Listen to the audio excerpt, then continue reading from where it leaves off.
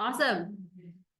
Hello, everybody, both in person and online, and welcome to our final program in our Rosenwald special exhibition programming at the Museum of the Southern Jewish Experience.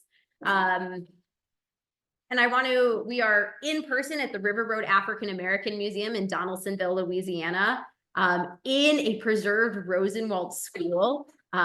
Which is such a gift as we think about the closing of the exhibit at the museum and the Museum of the Southern Jewish Experience, I should say, being in another museum, and the wonderful work that people have done and are doing to preserve this important story. Gotta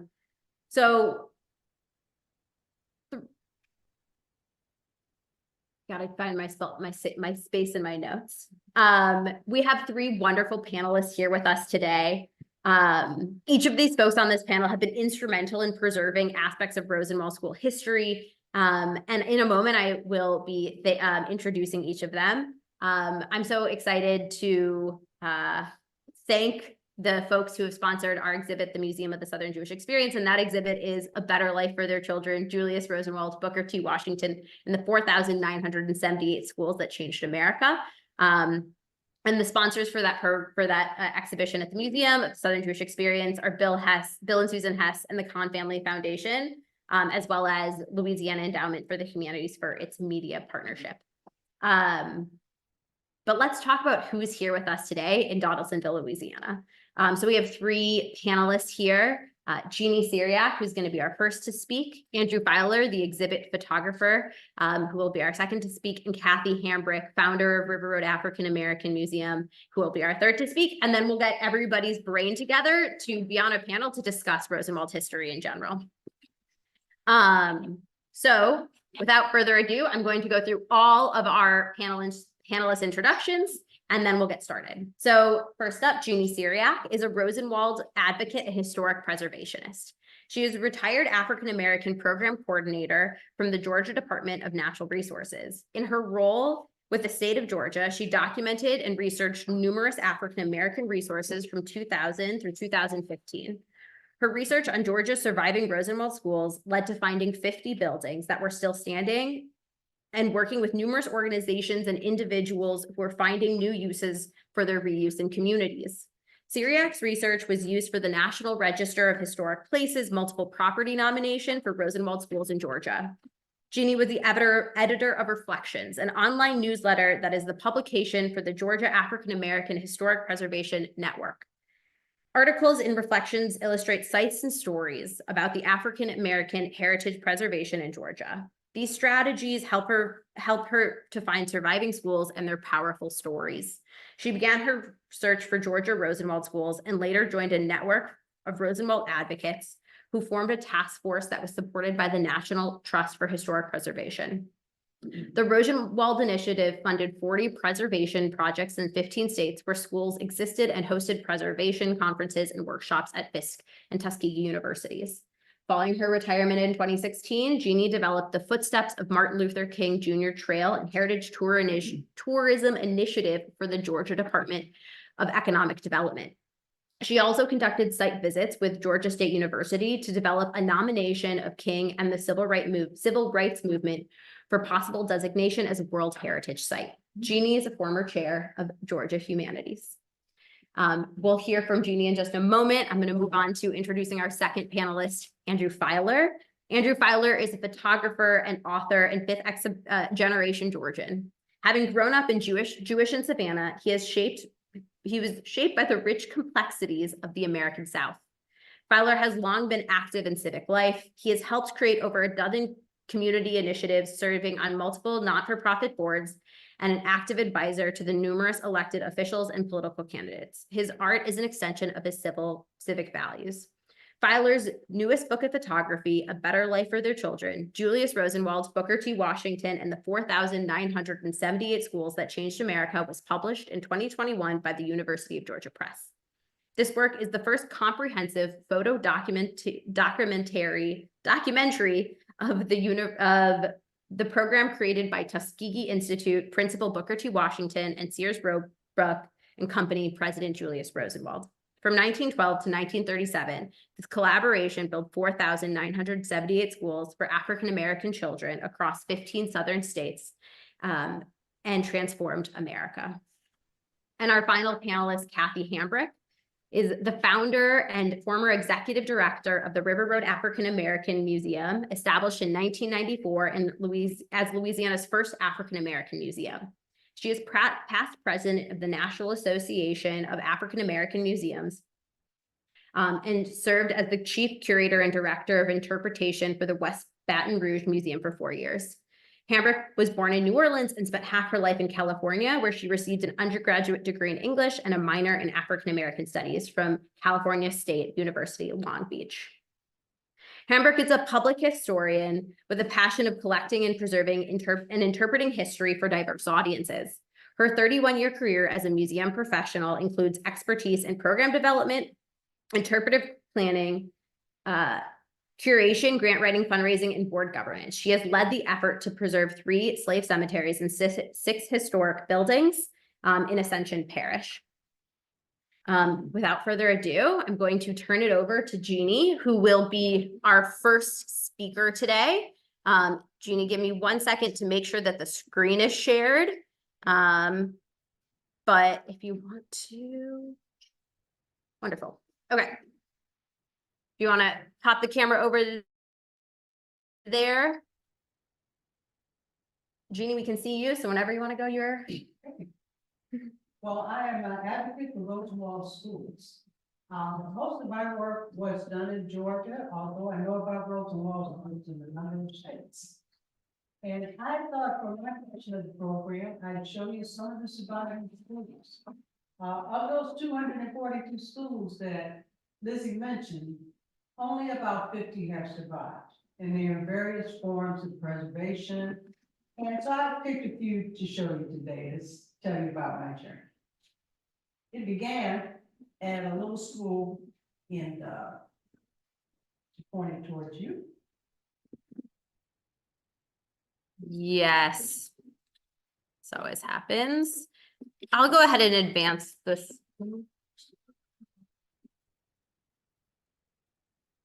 Oh, There we go. I'll advance the slides if this isn't working for right now.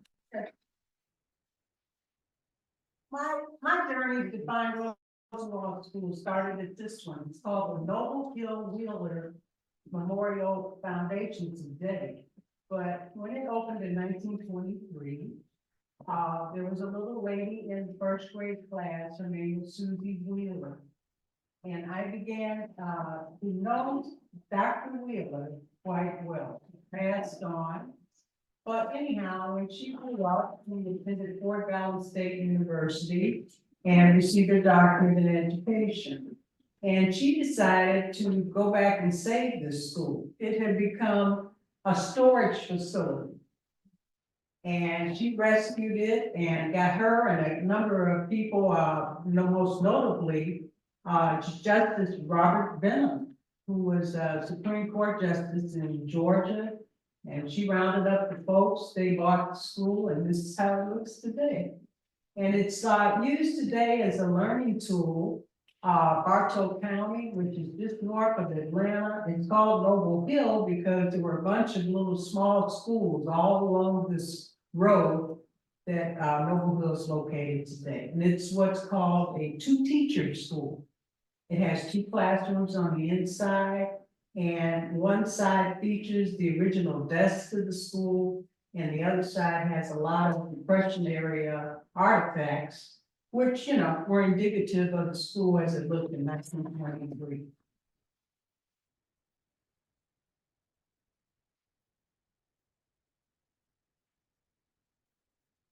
This school is called the Walter B. Hill School, and it's in the town of Turin.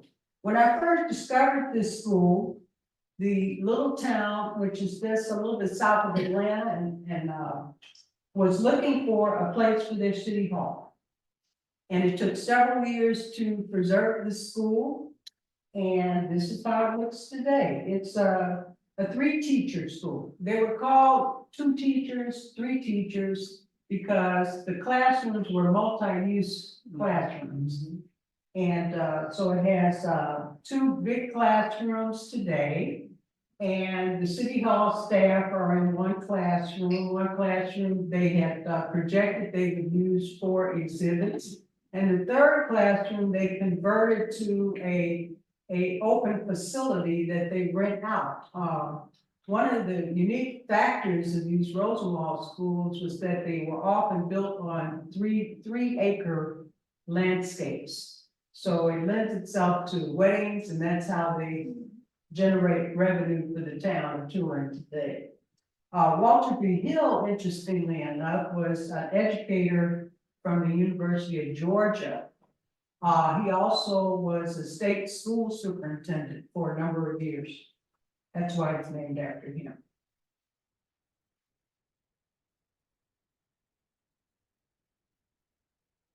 Wait, is it two? This one. Back.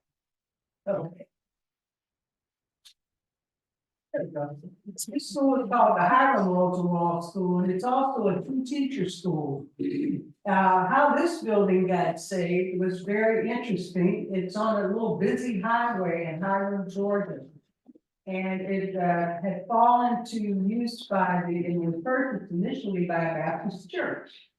And they used it for a church facility for a number of years.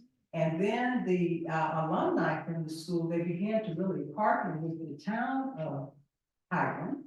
And they were able to really preserve the school today. What's unique about it, it is on a 3.5 acre site. So it lends itself to so many outdoor activities. You'll see a little black marker in the front of it. In Georgia, a lot of the schools that were preserved, they partnered with the Georgia Historical Society to erect these markers. So a number of them have them. There's no requirement in general, but it's always good to have that on your site.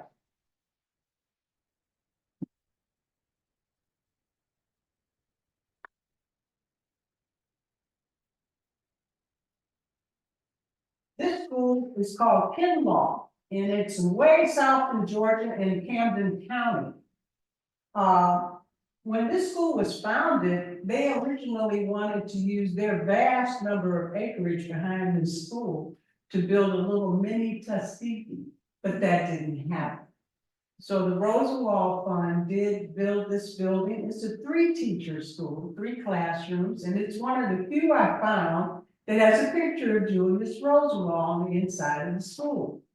Oftentimes, the people that attended Rosenwald schools, they didn't know that that's who funded.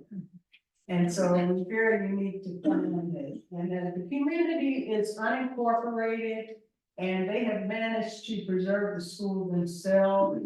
I don't think they have ever really done a lot to the school other than add the little entrance to accommodate people that might be handicapped in the front. But it's a cute little schoolhouse.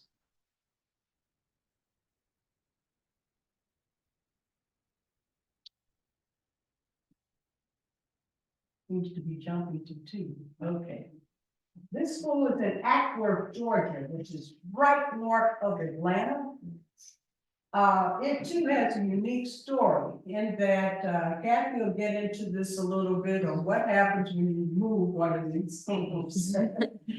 But when I first became active with the Ackworth Rosenwald School, the Historic Preservation Office, they said, well, you know, we can't list it in the National Register of Historic Places because it was moved.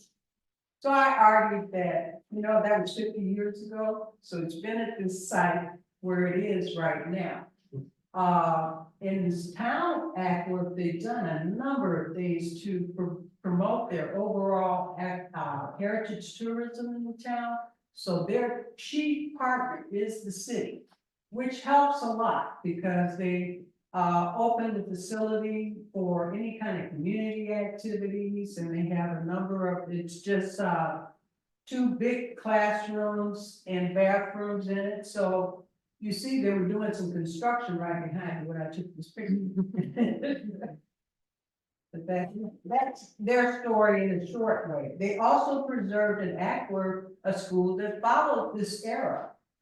These were called equalization schools, and they preserved that, and it's the art center. It's 50s era.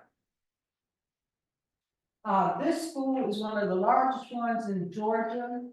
It's called the Colored Memorial School. It was built in the town of Brunswick.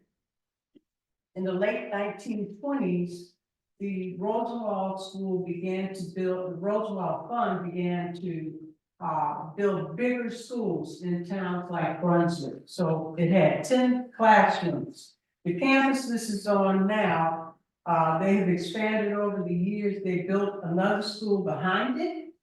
And it has tremendous preservation challenges because it has a huge auditorium.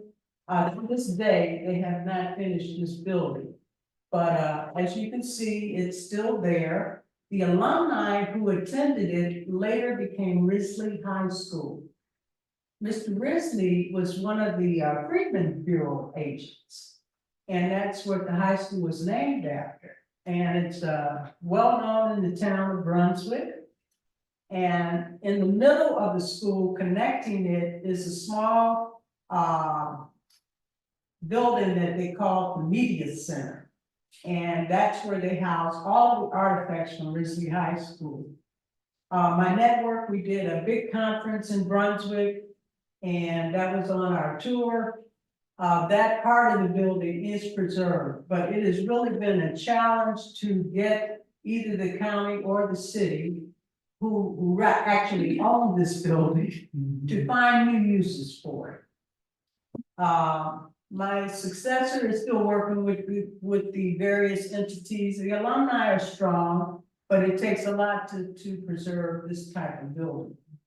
But they could use it in Brunswick, but it's called Colored Memorial School.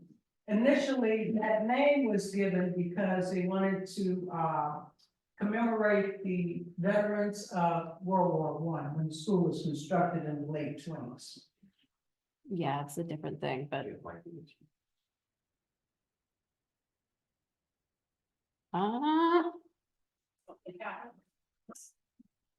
The screen said it's set to shut down. Let me call my tech man.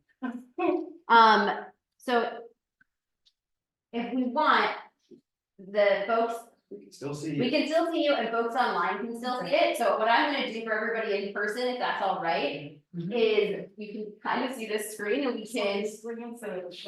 Oh, I figured it out. I got it. We got it. Okay. Sorry about that. Thank you. Check. I've not seen a brick Rosenwald school. Oh, yeah, that's why I wanted to put some. Some of the larger ones, in Georgia in particular, they were called county training schools. And they were built towards the end of the Rosenwald era war in the late 20s. Risley was built, I want to say around 1929, and so was this gym. Fort Valley State University started out as one of Georgia's first historically black colleges and universities, but it was really a high school, an industrial college. And this building is called Founders and Academic Hall today. It too is a 10 classroom building, but this one is still in use by the university today. And it's quite a gym. Inside, it's featured in Andrew's book, and I'm sure he might mention something about it. So it makes it really unique. This one too is called T.J. Elder Community Center in Sandersville, Georgia. It too is a large brick building with 6 classrooms, an auditorium in the middle of the school. What's unique about this school is that the founder and his wife are buried on the site. And they're buried in front of the building. Today, the school has 1 classroom that the alumni has all the artifacts housed in, and they use this for various things in Sandersville. Here's another really big one. It's called the Vienna City Hall today, and it's in Vienna, Georgia. It too was a big 16 a six teacher classroom building, and when the city decided to save it, they moved it in, their staff are now housed here. And that's really important that you use these buildings. So it's new little city hall in Vienna, Georgia.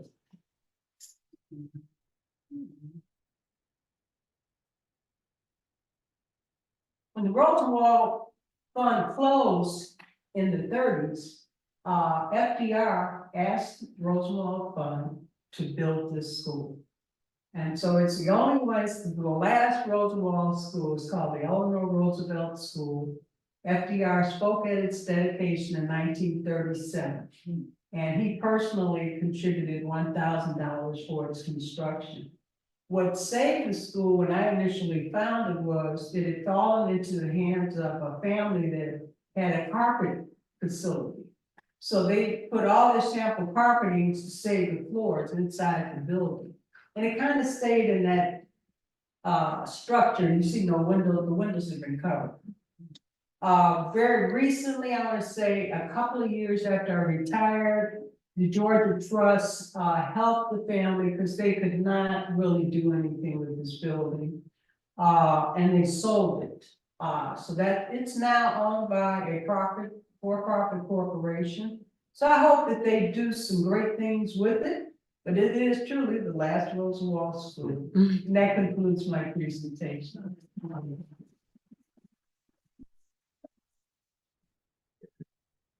How many classrooms was in that building? 6. So, And a huge auditorium and a teacher's office. do you believe that was the last Rosenwald school because he died, or? No, I believe, I know that it was the last. It's not the first Rosenwald slide. School because the fund had Oh, it isn't the closed. first slide. And really, it was built after. by There it is. It's FDR going. and EPA, It's just a little slow. It's going. because they stopped funding the schools. so just go to the- 1932. Oh, this next one? Yeah, there you go. Great. And with that, I would like to welcome Andrew in a moment. And folks, I know we have questions, and we'll have question time at the end as well. Awesome. Go ahead. Okay. I'm first of all, it's great to be here. When I was out and about shooting Rosenwald schools, at the time there were only 3 known, widely known, preserved or surviving schools in Louisiana. Speak up. Okay, there were only 3 known surviving Louisiana Rosenwald schools. And I came to Donaldsonville and photographed this school. It did not, the interior was not yet restored. So being in this space, seeing it restored is really quite a joy. So I want to start with, let me describe this image, and then I'm going to tell you a little bit about the characters behind this story. This is a rare photograph of Julius Rosenwald and Booker T. Washington together, printed on fabric and sewn into a quilt to celebrate the restoration of the Pine Grove School in Richland County, South Carolina. And at the rededication ceremony, former teachers and former students were invited to sign the quilt, and it hangs today in the restored schoolhouse. In fact, the photograph on the cover of my book is a photograph of the restored classroom in this schoolhouse, and in the back left-hand corner, you can see this quilt hanging. So Julius Rosenwald is born to Jewish immigrants who had fled religious persecution in Germany. He grows up in Springfield, Illinois, across the street from Abraham Lincoln's home. If you go to downtown Springfield today, there is a 4-square-block Lincoln Home National Historical Site where the old buildings from that era have been preserved, and Julius Rosenwald's childhood home is across the street from Abraham Lincoln's home. And he rises to become president of Sears, Roebuck and Company. They didn't have the term CEO back then. And with innovations like satisfaction guaranteed or your money back, he helped turn Sears into the world's largest retailer of its era. And he becomes one of the earliest and greatest philanthropists in American history. And his cause is what only later becomes known as civil rights. Booker T. Washington, born into slavery in Virginia, attends Hampton College, becomes an educator, and is the founding principal of the historically Black college, originally known as Tuskegee Institute. Now, these 2 men meet in 1911. And you have to remember 1911 is before the Great Migration. So 90% of African Americans live in the South. The Great Migration only begins later that decade. And by the end of the Great Migration, which is roughly 1970, 56% of African Americans live in the South. It's one of the largest internal displacements of people in human history. But in 1911, 90% of African Americans live in the South, and public schools for African Americans are mostly shacks, with a fraction of the funding provided for the education of white children. Many jurisdictions do not even have public schools for African Americans. And so in 1912, Julius Rosenwald and Booker T. Washington create this program that becomes known as Rosenwald Schools.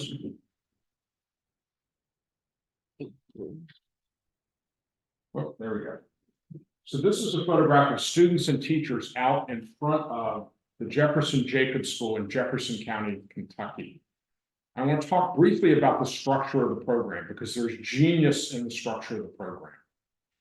They reach out to the Black communities of the South and they say, we want you to be a full partner in your progress. So if you will contribute to a school, and we will count as your contribution cash, land, material, or labor. And if you will reach out to the school board, the white school board, because we want to be deliberate about creating Black-white dialogue as a vector for future progress. And while we welcome the school system's contribution, at a minimum, the school system has to agree to own, maintain, and staff the school, pay for the teachers, because these have to be public schools. If you do those two things, Julius Rosenwald will make a substantial contribution towards school construction. And for 1912, when the Lochapoka community in Lee County, Alabama, is the first community to raise these required matching funds, to 1937, when FDR presides over the dedication of the last Rosenwald School, the Eleanor Roosevelt School, the program has built 4,978 schools across 15 states, and the results are transformative. There are two economists in the Federal Reserve Bank of Chicago who have done 5 studies of Rosenwald schools. And what their data shows is that prior to World War I, there was a large and persistent Black-white education gap in the South. That gap closes precipitously between World War I and World War II, and the single greatest driver of that achievement is Rosenwald schools. In addition, many of the leaders and foot soldiers of the civil rights movement to come through these schools. Medgar Evers, Maya Angelou, multiple members of the Little Rock Nine who integrate Little Rock Central High, and Congressman John Lewis all went to Rosenwald schools. I will certainly add that I reached out to Congressman. I grew up in Georgia. I left after high school and bouncing around the world for 15 years. In 1995, I moved back to Atlanta. And for 25 years, I was a constituent of Congressman Lewis's. And I reached out to Congressman Lewis to ask him to write the introduction to this book. And he said, I'm not sure I'm comfortable writing the history of Rosenwald schools. I just know I went to school there. I said, Congressman, I will have an essay in this book, and there'll be 2 essays by prominent African-American preservationists, including Jeanne Cyriaque, and who wrote the principal essay of this book. I said, we have the history covered. What I want you to do is what only you can do. Bring us into that classroom. What was it like to go to school there? What role did education play in your life? And he said, oh, I can do that. And so it was on October 29th of 2019, I found myself in Congressman Lewis's Washington office, sitting around a round table in the middle of his space, working with him on the introduction. And at the end of the session, he slapped his hand down on the desk. He said, it's perfect, don't change a word. And he stood up, and his jacket had been drooped behind the chair. And he stood up to put his jacket on for me to take to do his portrait. And there's this cancer awareness ribbon on his lapel. He said, should I take the ribbon off? I said, Congressman Lewis, I want the authentic you, and that is the authentic you, leave it on.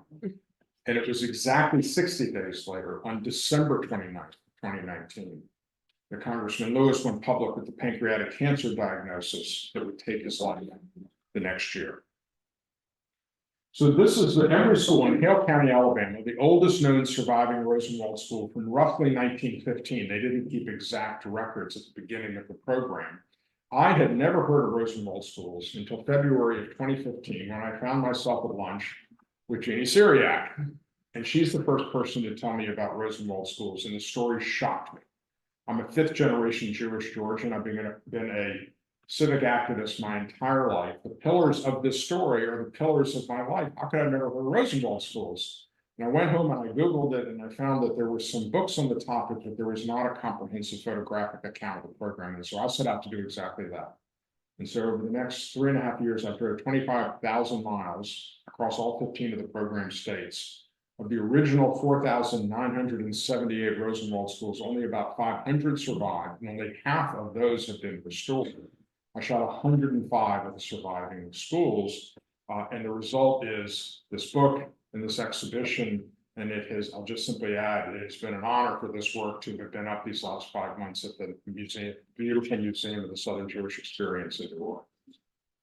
This is inside the Emory School, and I want to use this image to talk about the architecture of Rosenwald schools and the architecture of the space that we are in. To do that, I have to talk about Robert Robinson Taylor. Robert Robinson Taylor was the first African-American to attend MIT, the first accredited African-American architect. He happens to be the great-grandfather of Valerie Jarrett, long a fixture in public policy circles in Chicago, and a principal advisor to President Obama during his entire tenure in the White House. Robert Robinson Taylor is hired by Booker T. Washington to be the chief architect at Tuskegee. If you go to Tuskegee today, which in itself is a national historical site, many of the beautiful buildings on that campus were designed by Robert Robinson Taylor. And he leads the team of architects that lay out the principles of the Rosenwald schools that persist through the entire history of the program. These large banks of 9/9 pane windows to let in lots of light, because originally schoolhouses would not have had electricity. On the right, cloakrooms, so that dirty outer garments could be put away and not dirty the education spaces. Brick chimneys to vent the potbelly stoves that would have kept the schoolhouse warm on colder days. And toward the back of this space, you see a room divider. That divider would have originally had in it a series of doors that could be closed off to separate the two education spaces during education hours, or accordioned back to open up to create a community center for use by the community outside of education hours. And this schoolhouse has exactly such a room divider. Most of these schoolhouses had these. This is the Hope School in Newberry. So the Emory School is a one-teacher school. This is a two-teacher school, the Hope School in Newberry County, South Carolina. I include this to tell you a very simple story. If you go today to the National Museum of African American History and Culture on the National Mall, you will find from this schoolhouse 6 school desks, 1 potbelly stove, and the original sign proclaiming Hope School. And then the Pleasant Plains School in Harford County, North Carolina, this is a 3-teacher school. Now, the architectural mandate from the Rosenwald Fund was that these schools were to be modest. That was in part to save costs, and in part to avoid attracting the ire, otherwise known as arson, in the local white community. But there was another dictate which came from Fletcher Dressler, who was an architectural consultant of the Rosenwald program. He was professor of George Peabody School in Nashville, which is now part of Vanderbilt. And it's what I call the no doodads rule. No cupolas. That is a cupola. Fletcher Dressler believed that cupolas were derivative of church architecture and did not belong on a public school because it violated separation of church and state. This school has cupola. In fact, of the 105 Rosenwald schools I went to, 3 of them had cupolas, including the one that Jeanne showed you a photograph of, the school at Fort Valley State University. Remember, the African-American community has to contribute, and they count cash, land, material, or labor. This community wanted a cupola, and they built a cupola. This is African-American Community Agency in 1920 Jim Crow, North Carolina. Now, can you advance me here? Oh, there we go. So You've seen one teacher school, two teacher schools, three teacher schools. These are small white clapboard structures. The question was asked earlier, by the end of the program, they're building 1, 2, and 3-story red brick buildings. This is the Dunbar School in Pulaski County, Arkansas, otherwise known as Little Rock. And several of the members of the Little Rock Nine, who eventually integrate Little Rock Central, attended Dunbar prior to integrating Little Rock Central. And if this schoolhouse looks vaguely familiar with its Art Deco architecture, it's because the architect of Little Rock Central was also the architect of Dunbar. Now, I knew this was an amazing story. I wasn't sure at the beginning how to tell it visually. And so I started out shooting these exterior images, 1 teacher schools, 2 teacher schools, 3 teacher schools, large buildings. But it's when I realized that only half of the surviving schools had been restored that I realized the historic preservation narrative, the adaptive reuse narrative was such an important part of the story. And to tell that story, I had to get inside, and to do that, suddenly I needed permission. And that's when I meet all of these incredible people, former students, former teachers, preservationists, and I bring their narratives into this story with portraits. But some of the schools are not going to survive. This is the Hannah School in Newberry County, South Carolina. It is named after the Hannah AME church across the street. The graveyard of the church has grown up around the schoolhouse. And in the kind of detail you can never just make up, the schoolhouse rises on Deadfall Road. But you see the schoolhouse is abandoned and at great risk of falling down. And to me, these places, these spaces are the locus of history and memory in a community. And when we lose historic fabric like this, we lose a piece of the American soul. And so there's no question that part of this project has been to highlight the historic preservation imperative. And indeed, I came across schools that had collapsed so recently, they were surrounded by yellow caution tape or emergency fencing. This is the Du Bois School in Wake County, North Carolina. See, there we go. What? There we go. Okay. Last story I'll tell you before seating the podium. This is indicative of the story of the story of the people that I met along the way.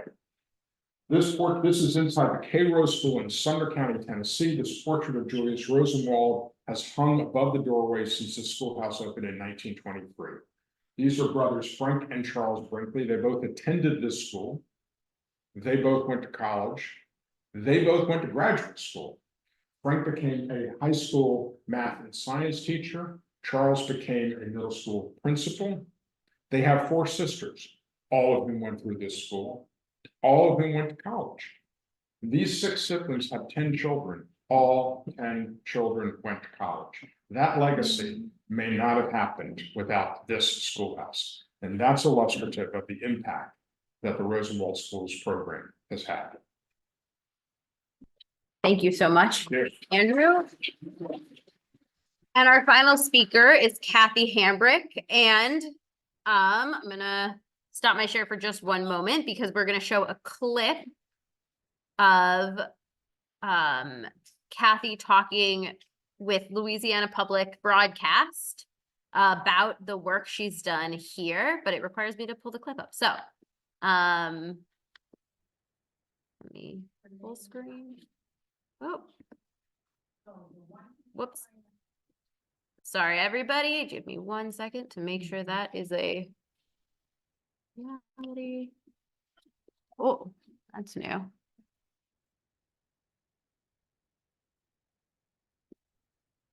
Technology, the easiest thing that's always hard.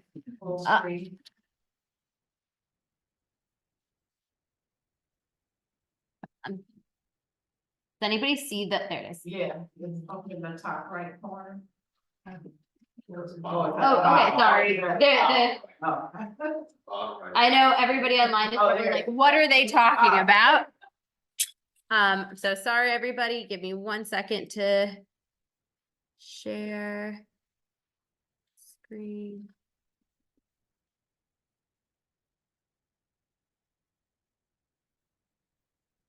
Video clip. Okay. And now we should be good.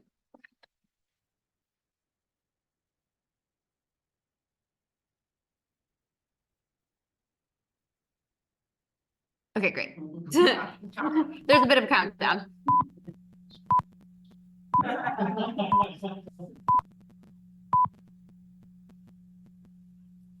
I did not know how old it was, but I was just intrigued that it was a wooden schoolhouse. Just the idea that people could get an education before there was electricity in an old building like that little burning stove.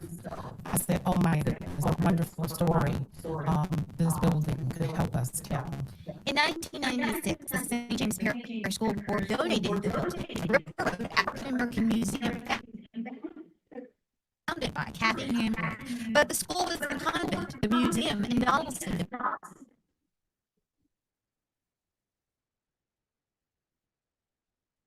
Oh, and it was all loaded up for. Yeah, it looks like it's buffer.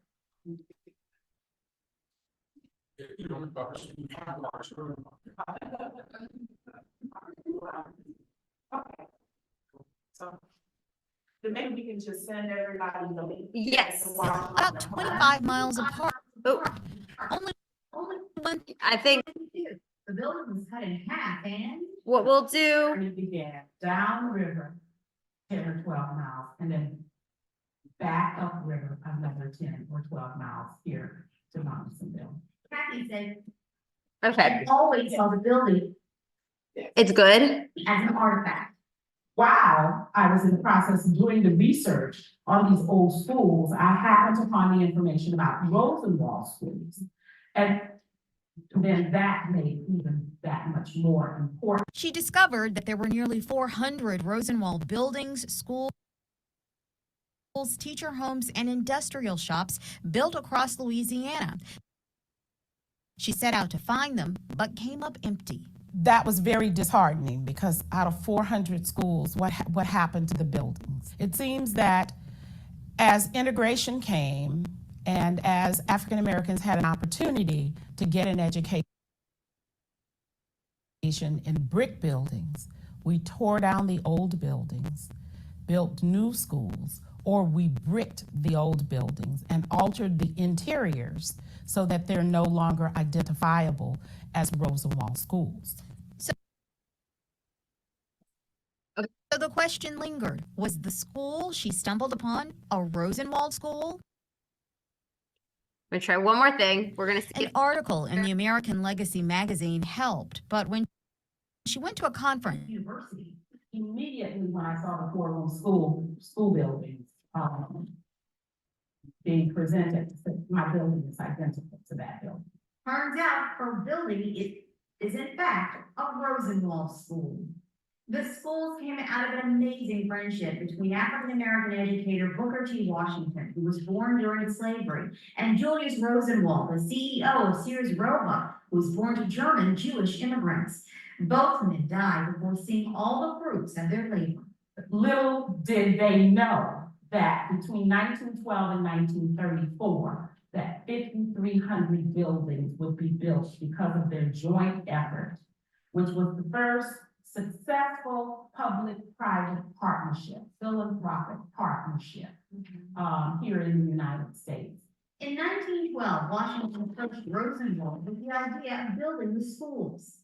He knew that that was going to be the only way for African Americans to succeed, coming out of Reconstruction. After reading Washington's book, Up From Slavery, Rosenwald decided to help. But Washington insisted that African Americans had ownership in the schools. The blueprints were drawn by the architecture students at Tuskegee University. The floor plans are named by the number of teachers. So the one teacher plan would be a one-room schoolhouse. Two teacher plan was usually a two-teacher building. Our building was a four-teacher plan. And when it came to funding, a third of the money came from the Black community, a third from the white, and a third from Rosenwald. Together, that's the key. Together, the two of those men were able to convince the African American parents as well as the white community in the rural South to come together to build these schools. Rosenwald's name is not often associated with the schools, and that is intentional. He just wanted to make his contribution as a philanthropist, to help Booker T. Washington with this whole idea and concept to build these schools to help educate Black children in rural communities. The schools are being discovered and restored in many states. After surviving 19 years of setbacks, including Hurricane Katrina, this is how the school Kathe discovered looks today. We completely restored the windows because we realized that the windows are the primary feature of Rosenwald. So we wanted to do the best job in restoring those windows. Now that the school has been identified, could we be lucky enough to find a former student? Meet Mr. Prince Davis. He attended this very school from 2nd through 8th grades. It's real exciting, that I can be here and see history sort of repeat itself, knowing I have sites all over this place. We didn't have country heat or air. We had to hustle our own wood and coal and that wood burning stove. The students mainly came from the same community, so they were like family. When I first came here, we didn't have a cafeteria. That room over there, we used to section it off with a chalk. And the cook used to cook in the classroom. Are those good meals? Oh, they were the best. I used to run errands for the cooks so to get extra meat. These days here are long gone, but never far from Mr. Prince's memory is the big impact of this little schoolhouse. I would be sitting here talking to you if it wasn't for this building and the staff that they had. But if I had to do it again, I'd do it all over again. The same way, Family, not change a thing. nothing to say.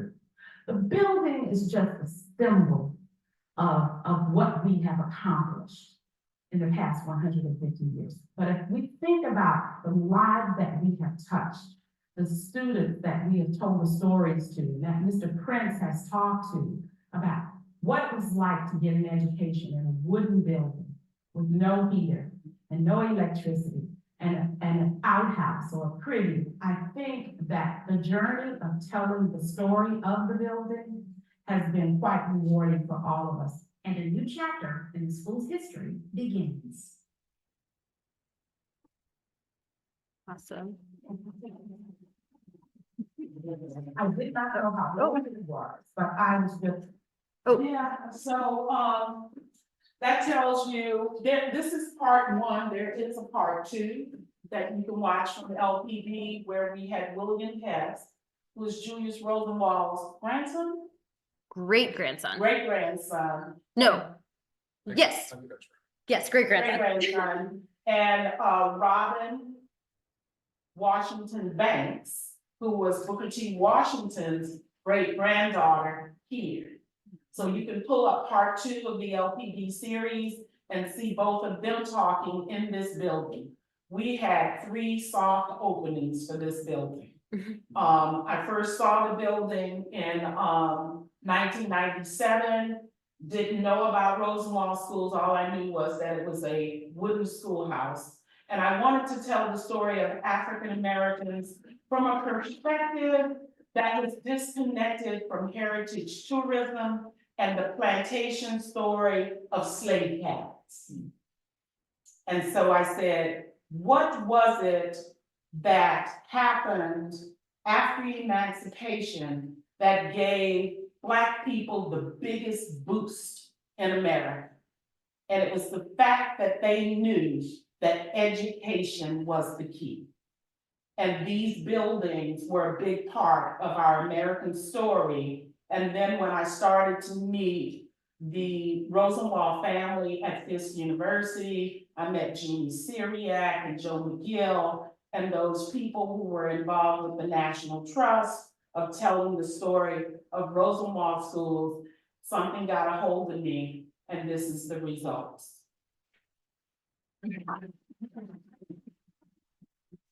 So I was telling, so this building was built in the Rosenwald Fund for the Central Agricultural School was supposed to build this building in 1930.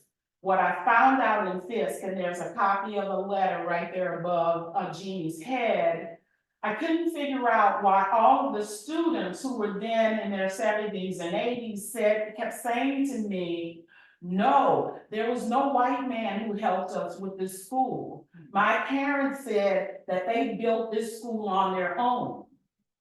And so they were adamant about that. No, we built this school on our own. And so then I came across some paperwork, and you'll also see it on another one of the panels that came from FISC. Now, when I was doing this research at FISC, it was before the internet. So I had to go through microfiche, and I had to go to the Fisk University archives and have them pull out the boxes of the records. There was no internet. So fortunately, while I was there at Fisk, I actually copied what I found on that one visit. And what I saw was the central school was canceled. So then I'm going, well, canceled? It couldn't have been canceled because there's a building still there on the east bank of the river in St. James Parish. And the little community was called Central, and sometimes it was called Convent. It depends on which side of the highway, you know. One group of people called it Central. No, this is called, Romeville Central Convent. So then I had to learn the geography of that little neighborhood on the River Road so that I would refer to their community in the same way that they refer to, not just in my interpretation of modern times, what that community was called. So then Central School is canceled, I see. Well, if it was canceled, how was it still built? Then I came across that letter. The Rosenwald Fund in Chicago wrote to St. James Parish School Board, and it had been brought to their attention by the Rosenwald agent during that time that the white school board, the school board was taking the money sent from Chicago to build schools for Negro children, and they were building white schools. East Bank. Okay. So then I'm saying so then I'm trying to figure out that, so they actually asked for their money back. It's like $4,000, $4,200, $4,600. Send our money back, St. James Parish School Board. So apparently what happened in this building is evident of it. The Black community had the Rosenwald plans already. And what the people were telling me is, my parents said they built this school on their own. So they finished the school or built the school using the Rosenwald plans by frying chicken and selling fish. You know, they said, no, we had fish fries. And we had, you know, community activities to build the school.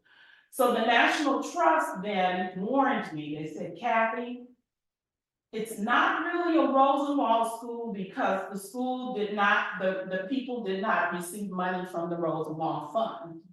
But then when I met Jeanne Cyriaque and Jeanne came here, she walked through the building. She said, Kathe, this is a 4-room schoolhouse. You introduced me to the floor plans. Then Joe McGill came from the National Trust. He said, Kathe, no, this is a Rosenwald school. The architecture shows it is a Rosenwald school. And Donna Fricker came from the SHPO office, the State Historic Preservation Office.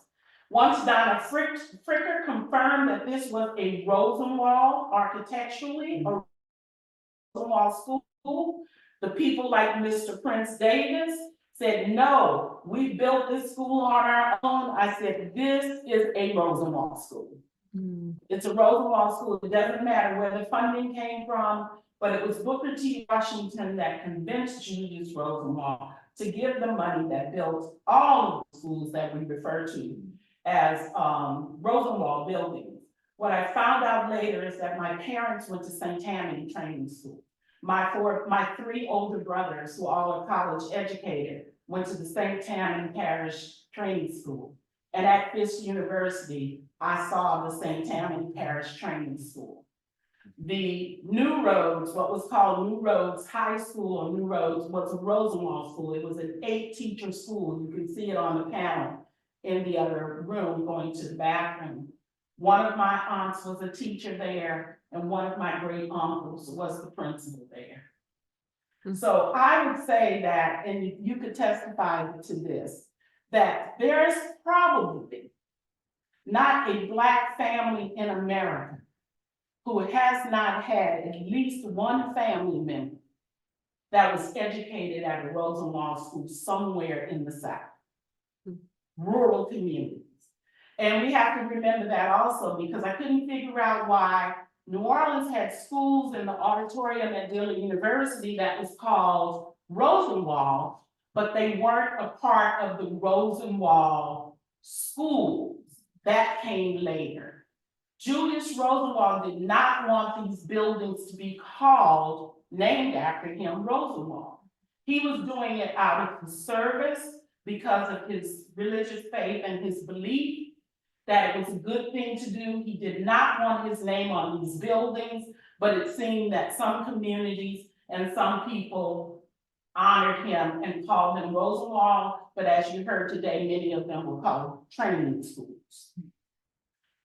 This was a 4-teacher plan. This was classroom number 1, classroom number 2, classroom number 3, classroom number 4. We've segmented, but it is because it is now our administrative office there. So the way it was explained to me how this worked and how it was so successful, there were 200 students who went through this school, which eventually by the 1960s became a Head Start building. In the beginning, they said 1st and 2nd grade was in this room, 3rd and 4th grade in the next room, 5th and 6th grade, classroom number 3, and then 7th and 8th grade was classroom number 4. The 1st and 2nd graders learned their ABCs and how to count. They learned their alphabets. The next grades learned how to take the alphabets and write sentences. The students from each classroom were then like peer teachers, and they would come in and help the teacher with their younger brothers and sisters. So then the second and 3rd graders who learned how to write sentences, by the time they got to 4th and 5th grade, they would take the sentences and make paragraphs. Then by the time you got to 7th and 8th grade, you learned reading comprehension, and they all learned oratory. They learned how to write poetry, and there was a little stage in that other room where they would put on plays. There was a piano here. They sang the battle hymn of the Republic every morning. They lined up in front of a flagpole before they entered the school. They said no student failed. Mr. Prince said there was no such thing as failure. There was no such thing as special education. And there were very few disciplinary problems. This is the smokestack where the potbelly stove sat. In this classroom, each classroom had a hole like this, and we reserved this one, and I've been looking for a potbelly stove to put on it. I will say this in closing. Probably cost $500,000, I think, where I have all the financial records to restore the school. You heard us say we moved it across the river. Hurricane Katrina happened. Lost the architect. She moved away, all the engineers, all the carpenters were scattered all over the country. By the time we got back on track in 2006, the state said that the building wasn't put properly on the site because we weren't supposed to put it on the concrete piers that I saw it on originally. So you see the concrete piers? So when we moved it over here, we put it on concrete piers again. They said, no, to meet the new hurricane code, we had to put the bricked piers with concrete and rods and strap the building down. They made me move the building across the street. It took 4 years to find the money to move it across the street, move it back over here, strap it down, and then we started fundraising all over again. So it took 23 years to restore this building that opened in October of last year. Okay. We have about we're running a little over, but I think that we will keep this recording going, keep chatting in person. And we're gonna have just 2 questions for all of our panelists. So if I can ask all of our panelists to join us up here, I'm gonna push this table towards the center and get everybody seated, everybody in camera. And then go in, please be careful with the cord.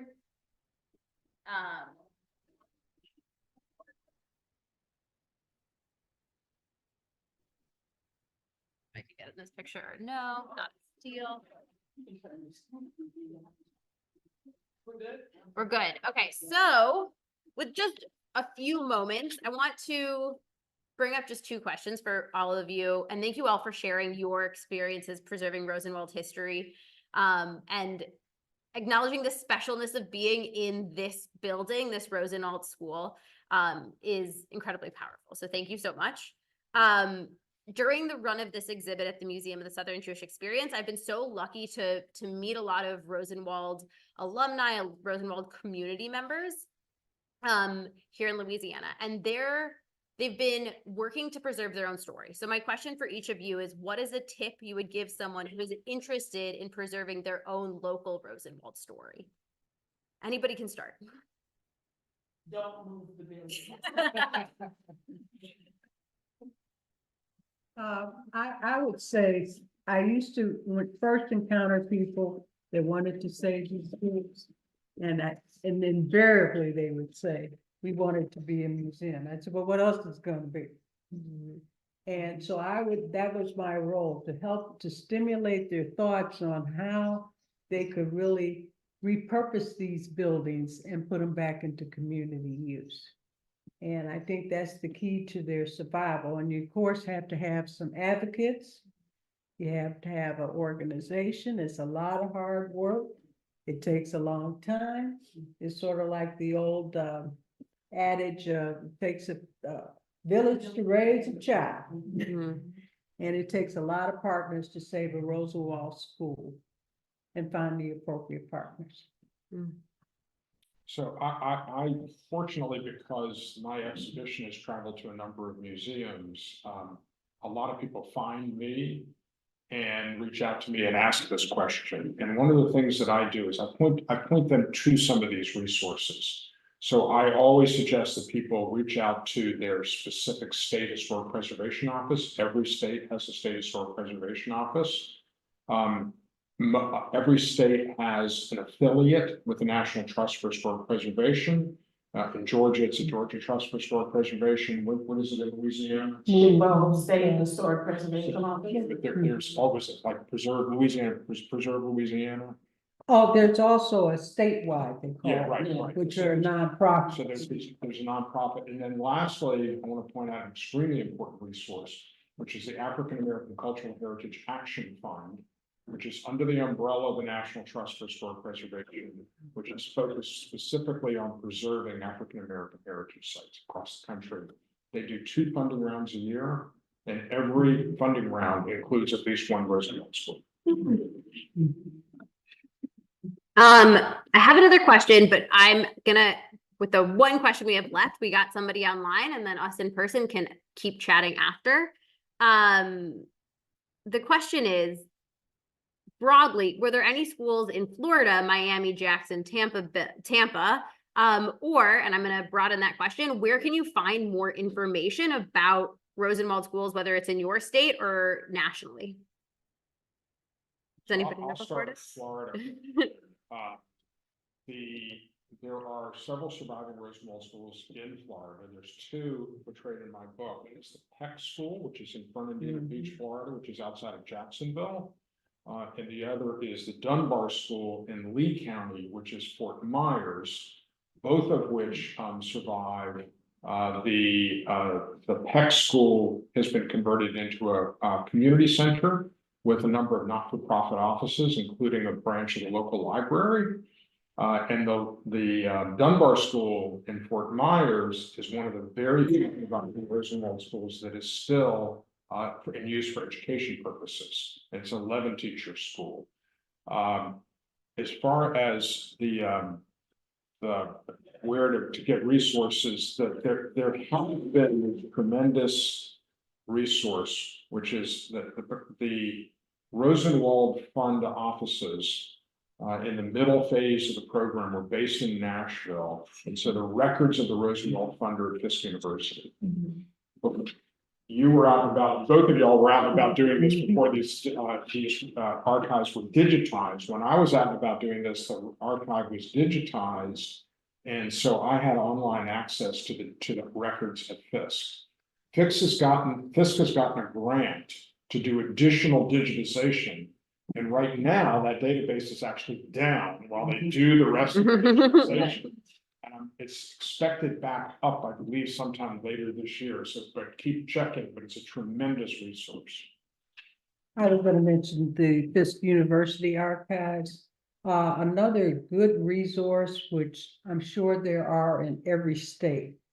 Find the universities that are close to your schools.